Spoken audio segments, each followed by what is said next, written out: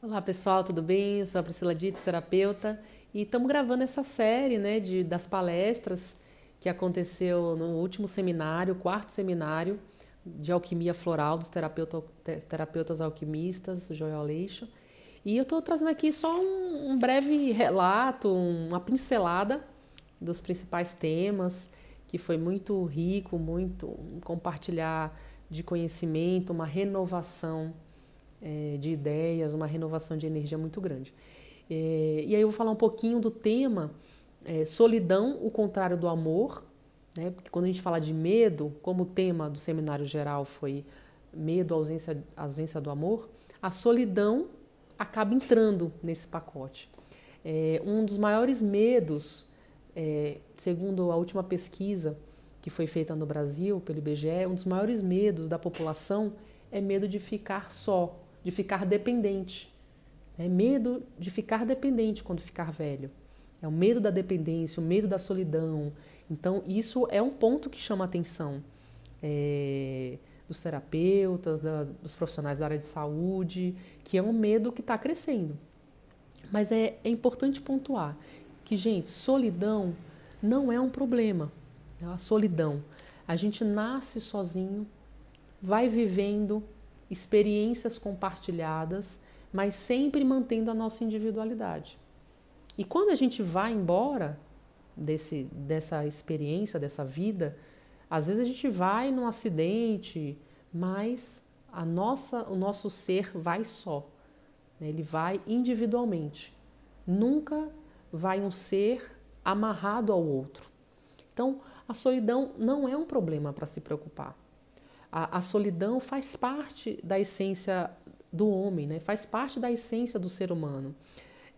Nós somos seres únicos, nós nascemos, nós somos seres únicos e únicos, né? Realmente, assim, em essência, em corpo, em espírito, nós somos seres únicos e insubstituíveis. Somos insubstituíveis, não temos não tem como uma pessoa substituir a outra. Né?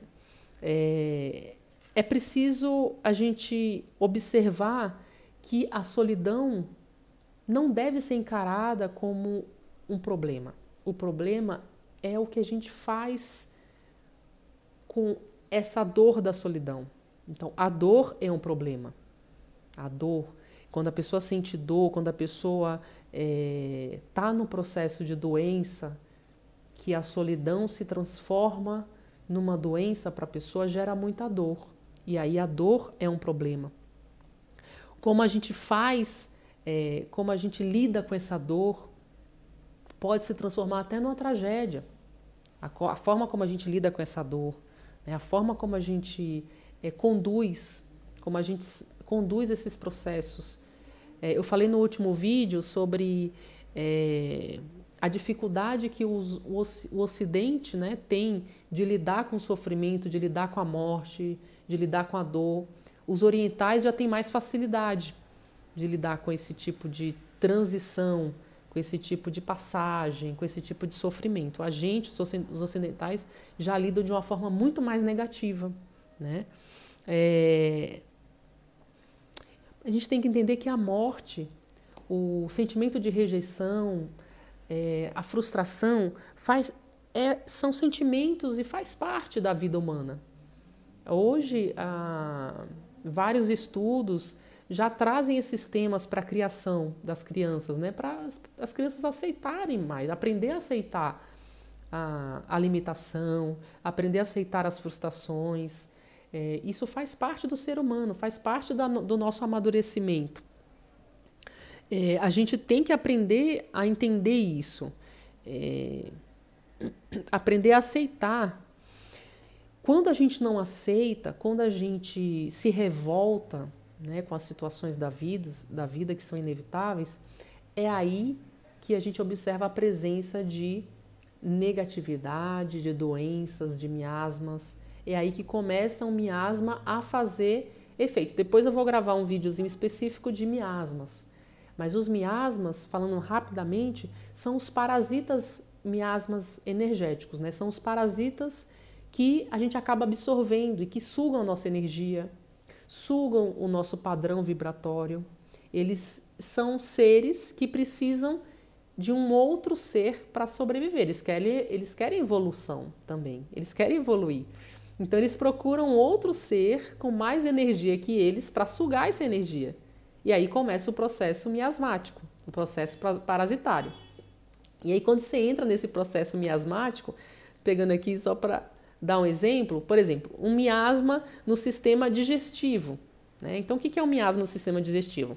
Má digestão, ansiedade, compulsão alimentar, gastrite, úlcera, pesadelos noturnos, fome noturna fora de horário, flatulência, nervosismo, impaciência, prisão de ventre. Gente, todos esses sintomas do sistema digestivo são sinônimos de miasma no seu sistema digestivo.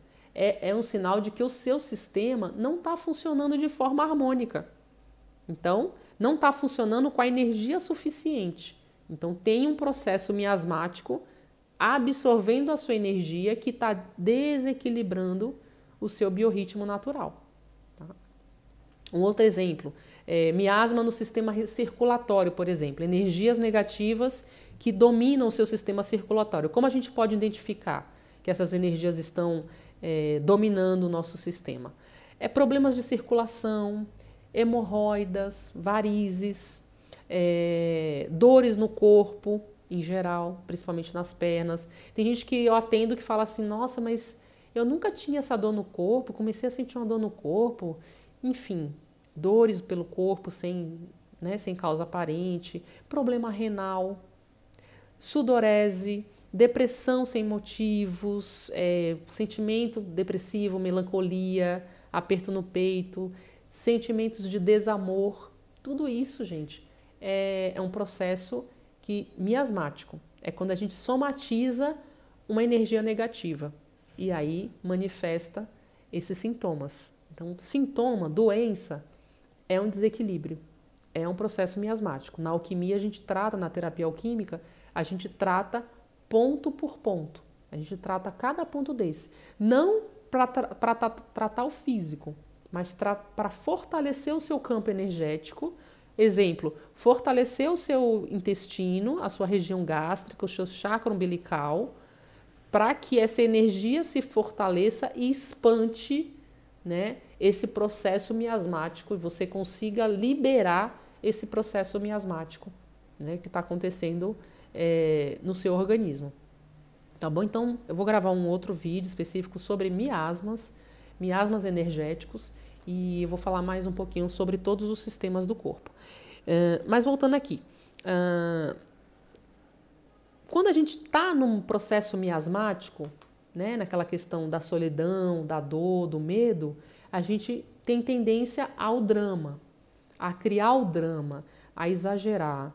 Então, o drama também, o melindre, ele faz parte de um processo miasmático também que precisa de limpeza, precisa de equilíbrio, precisa de renovação.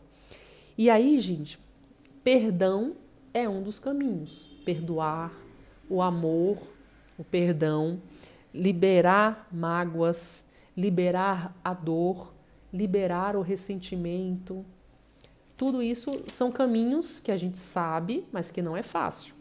E aí, para isso, tem que ter muita terapia, tem que ter muito floral para movimentar essa energia dentro da gente para a gente conseguir libertar isso, tá bom? A alegria, a alergia também é um miasma. É um miasma que vai se proliferando. A alergia tem a ver com a questão do ambiente, de relacionamentos. Então, gente, toda manifestação física, todo sintoma físico, a gente pode investigar, porque tem uma causa emocional raiz. Esse é o princípio, né? E aí, a questão é como tratar essa causa.